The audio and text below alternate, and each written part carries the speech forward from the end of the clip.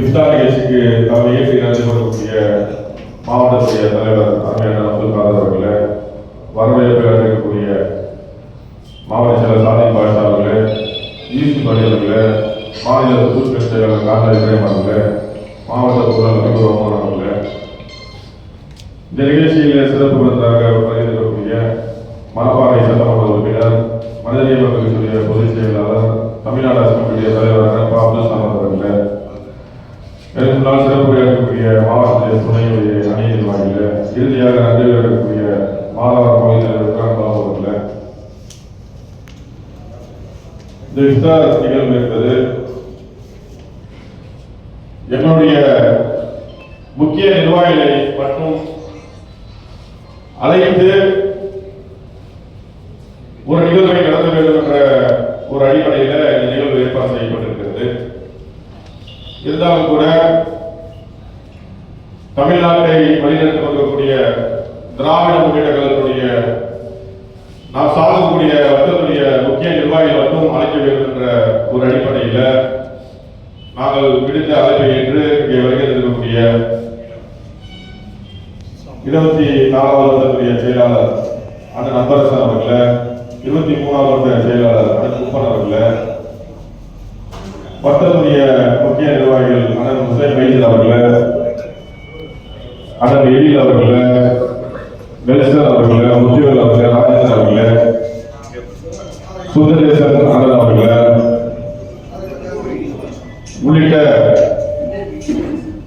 நிர்வாகிகளை நம் அண்ணன் மீதும் ஏற்கனவே சாந்தி சமாதானம் மொழிபெற்றவர் பாதையாக ஆரம்பம் செய்கின்றேன்.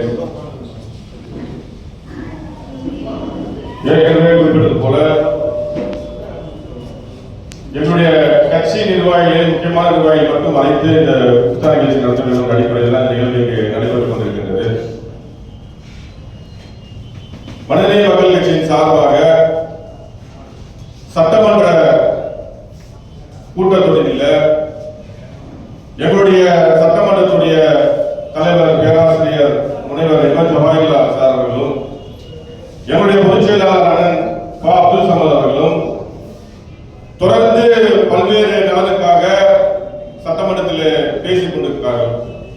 குறிப்பாக நேற்றைய தினம் சட்டமன்ற கூட்டத்தொடரில் எங்களுடைய பொதுச் செயலாளர் அண்ணன் பா அப்துல் சமத் அவர்கள் பிஜேபி ஒன்றிய அரசு கொண்டு வந்திருக்கக்கூடிய ஒரே நாடு ஒரே தேர்தல் என்ற அந்த அறிவிப்பை கண்டித்து மிக சிறப்பான முறையில் சட்டமன்றத்தில் உரையாற்றினார்கள். அதே போன்று தமிழ்நாடு பட்ஜெட்டில் தமிழ்நாடு அரசு ரூ என்ற அந்த வார்த்தையை வெளியிட்டு ஒன்றிய அரசை எந்த அளவுக்கு கதிகளை செய்திருப்பதை மிக சிறப்பான முறையில் பேசிய அந்த வீடியோ என்பது இன்னைக்கு முகநூல் முழுவதும், வாட்ஸ்அப் முழுவதும் மிகப்பெரிய அளவில் அதை பரவி கொண்டிருக்கிறது. அதை கேட்க பிஜேபியுடைய சட்டமன்ற உறுப்பினர் வானதி சீனிவாசன் அவர்கள் வாயை உணர்ந்து கொண்டு, இப்படி ஒரு சட்டமன்ற உறுப்பினர் தைரியமாக ஒரு சட்டமன்றத்திலே ஒன்றிய அரசை, மோடியை தைரியமாக விமர்சிக்கிறார் என்ற மிகப்பெரிய ஒரு ஆச்சரியம் இன்னைக்கு ஏற்பட்டிருக்கிறது. என்னை சார்ந்த ஊடக நண்பர்களும் சரி, என்னை சார்ந்த நண்பர்களும் சரி, சட்டமன்றத்தில் எப்படி இந்த நாட்டினுடைய பிரதமரை இவ்வளவு தைரியமாக ஒரு பொதுச் செயலாளர் விமர்சிக்கிறார், எப்படி இவ்வளவு தைரியமாக எதிர்க்கிறார் என்ற மிகப்பெரிய ஒரு கேள்வியை அவர்கள் கேட்டார்கள். அவர்கள் சொன்னது என்னவென்று சொன்னால், மனிதநேய மக்கள் கட்சியுடைய கொள்கையை நாங்கள் ஒவ்வொரு கூட்டத்திலும், ஒவ்வொரு பொதுக்கூட்டத்திலும், ஒவ்வொரு திருமண கூட்டத்திலும், ஒவ்வொரு கட்சி கூட்டத்திலும் எங்களுடைய கொள்கையை எப்படி எங்களுடைய பொதுச் செயலாளர் பேசிக் கொண்டிருக்கிறாரோ அதே போன்றுதான் சட்டமன்றத்திலும் பேசியிருக்கிறார். எங்களுக்கு எந்த ஒரு வித்தியாசமும் தெரியவில்லை, எப்போதும் அப்படிதான் பேசுவார் என்ற செய்தியை நான் பதிவு செய்திருக்கிறேன். எதற்காக சொல்கிறேன் என்று சொன்னால், மனிதநேய மக்கள் கட்சியை பொறுத்தவரை நாங்கள் சட்டமன்ற உறுப்பினராக வேண்டும், பாராளுமன்ற உறுப்பினராக வேண்டும், உள்ளாட்சி மாமன்ற உறுப்பினராக வேண்டும் என்ற அதையெல்லாம் தாண்டி இந்த நாட்டில் இருக்கக்கூடிய ஜனநாயகத்தை பாதுகாக்க வேண்டும், இந்த நாட்டில் இருக்கக்கூடிய அரசியல் சாசன சட்டத்தை பாதுகாக்க வேண்டும், இந்த நாட்டில் இருக்கக்கூடிய சமத்துவத்தை பாதுகாக்க வேண்டும், நாட்டினுடைய மக்கள் ஒற்றுமையை பாதுகாக்க வேண்டும் என்ற ஒரு கொள்கையோடு இந்த கட்சி செயலாற்றிக் கொண்டிருக்கிறது.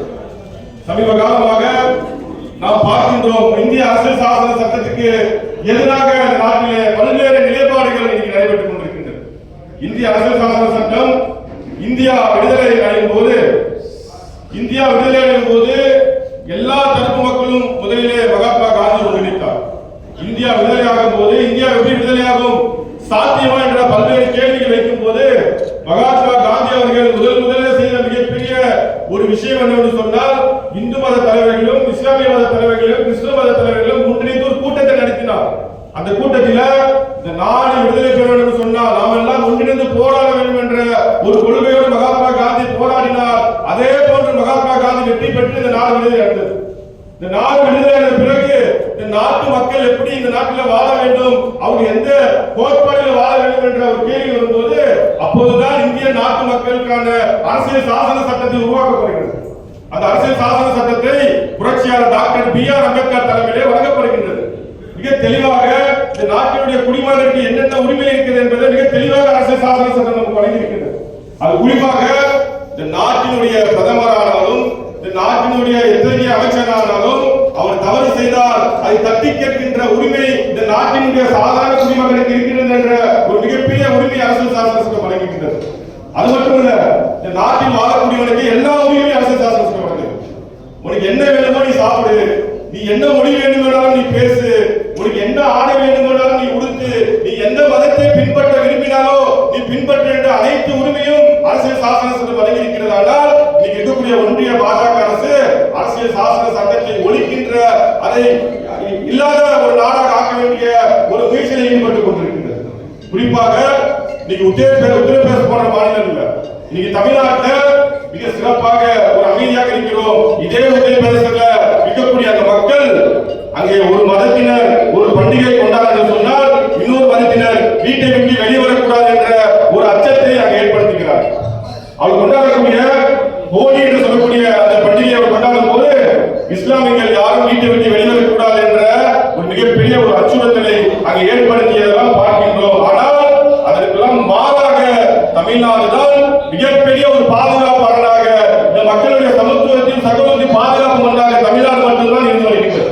அது முக்கியமான காரணம், தமிழ்நாட்டை சிறப்பாக வழிநடத்திக் கொண்டிருக்கக்கூடிய தமிழ்நாட்டுடைய முதலமைச்சர் முத்துவேல் கருணாநிதி ஸ்டாலின் அவர்களுடைய ஆட்சி என்பது மிக சிறப்பான ஒரு ஆட்சியாக தமிழ்நாட்டில் இருந்து கொண்டிருக்கின்றது.